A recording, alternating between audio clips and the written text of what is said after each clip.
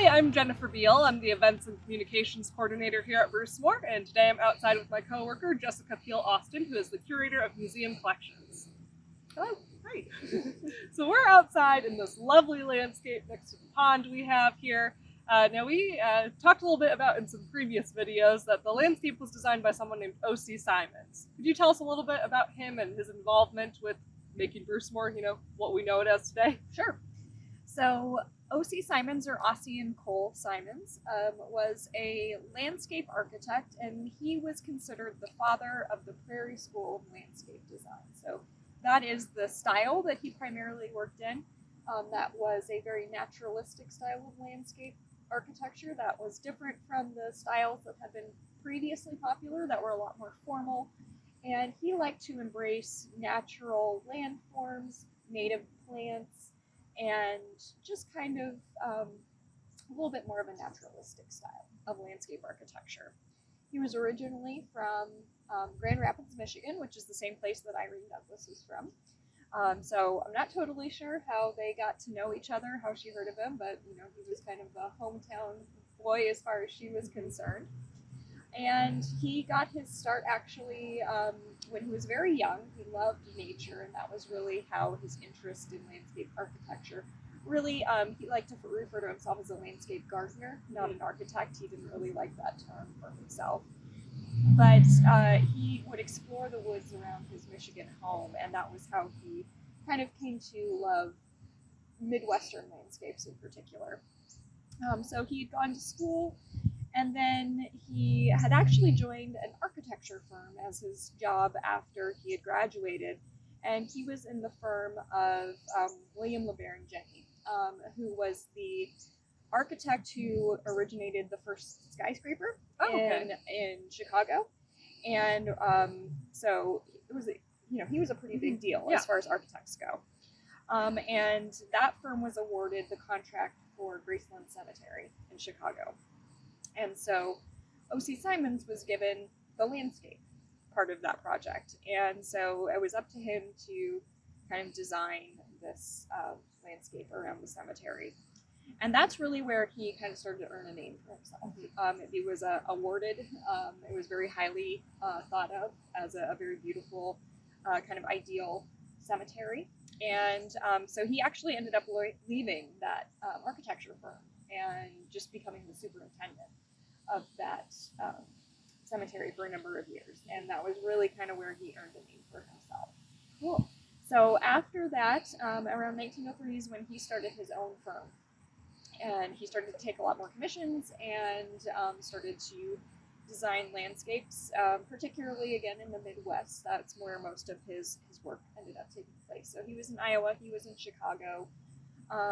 He kind of did a lot of different private homes as well as commercial and park sorts of environments. So there was a lot of different things that he did in his time with his own firm.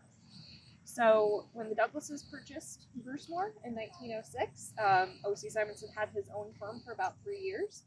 And again, we're not totally sure how that relationship exactly came to be, but the Douglases hired him to design Brucemore. Now, they had expanded the estate quite significantly from what they had bought when it was just Mrs. Sinclair's house. So originally, Fair Home, or Mrs. Sinclair's home, was pretty much the area where the mansion is, and then the First Avenue lawn, and a little bit of the space where we think of as the formal garden today. And so the Douglases had all of this other land that they had purchased, and they really wanted to turn that into their country estate. And so they kind of had a blank canvas in a lot of ways to kind of work with. And so using O.C. Simonds' guidance, he started to help them kind of transform the estate. Cool.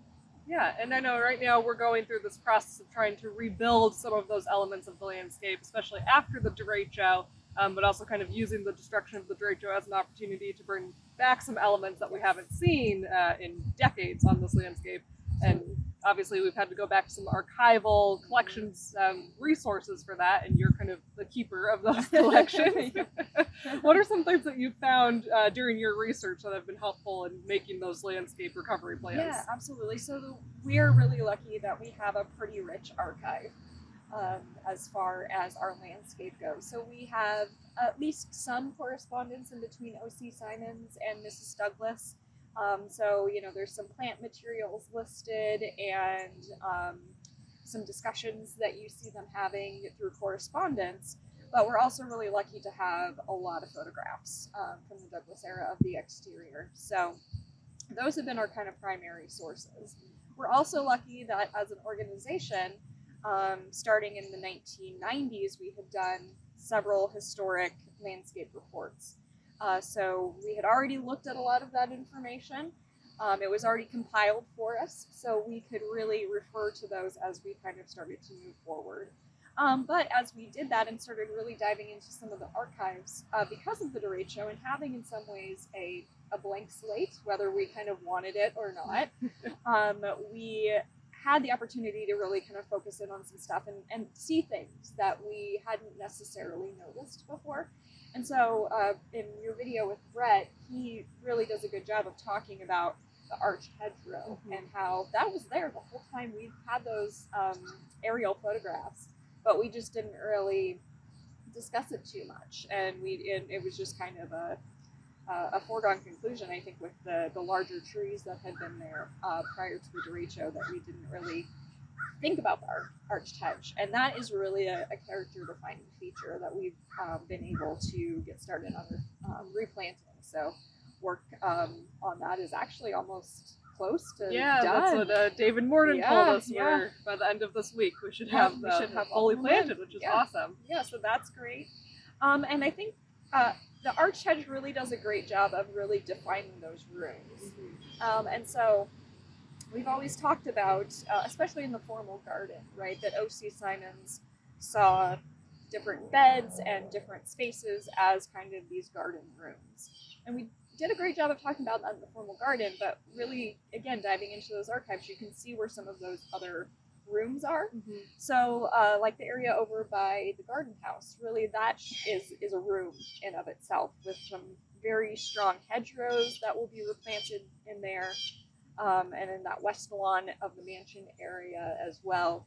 And that'll really kind of give them a little bit more of that kind of intimate space.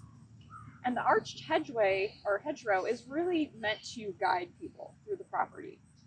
So it starts over at the garden house, passes by the formal garden, and then ends up over here where we're at by the pond. And so it's really meant to be a pathway to kind of lead you through the estate and to appreciate all of these different elements. So I think that'll be a really fun feature to see restored, and that people will get that experience of being guided through the landscape as O.C. Simonds and Mrs. Douglas intended. Yeah. Are there any other elements from the archives that you found during your research that either we've decided we're incorporating or maybe we're talking about incorporating? I know it's kind of, we're not going to be able to do everything that Mrs. Douglas had. Right. Certainly we have to balance how we use the estate today with the intention of Mrs. Douglas and O.C. Simonds and its use as a family home versus kind of a space for the public. But certainly the garden, the grape arbor is a big feature that we will be kind of looking at restoring. There were some different iterations of the fence as well, so that'll definitely be something that we'll be looking at.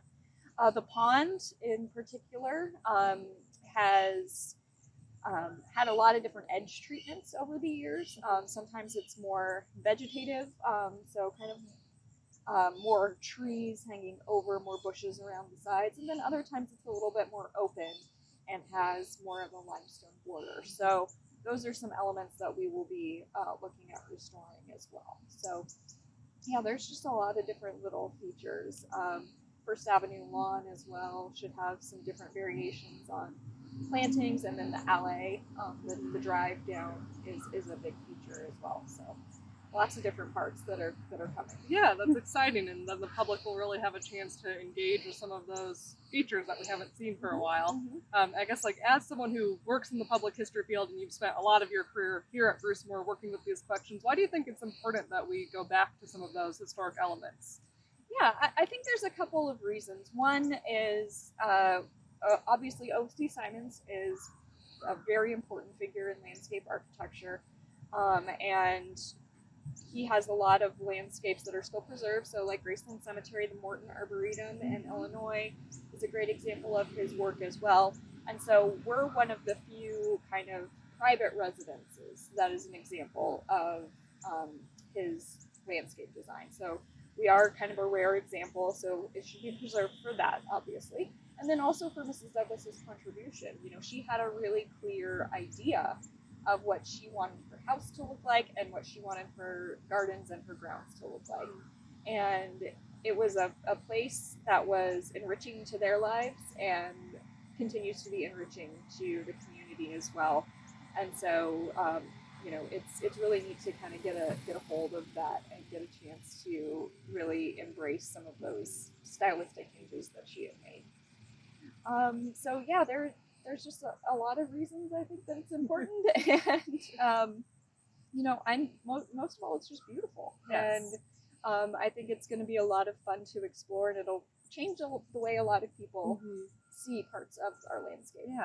Yeah, I think that's very exciting, though, that we're able to make those changes and, like you said, go back to those original visions from Mrs. Douglas and O.C. Simonds. So, and I think one thing that's really interesting too, and I kind of mentioned it earlier, is that when the Douglases purchased the landscape, in a lot of ways they had a blank slate, and the derecho gave us that blank slate again. So so we get the chance to see the estate evolve, the trees grow, the hedgerow grow in. All of those things kind of on the same time scale that the Douglases got to enjoy. And so I think that's a really cool way to step back in time, right? To kind of get a chance to envision it as they saw it. That's such a great point, because so often with these, you know, historic landscapes, we're seeing the final product. Right. We don't get to think about the way people would have seen, you know, like the little baby shrubs that we have now, and how they get to see them grow, and the little trees. So I love that way of thinking about that, and makes a more kind of human connection with people from the past if we can put ourselves in their shoes that way. Absolutely. Yeah. Well, thank you so much, Jessica, for coming out here and talking to me today. It was great having you. Thanks. I'll see you in the office. Yeah.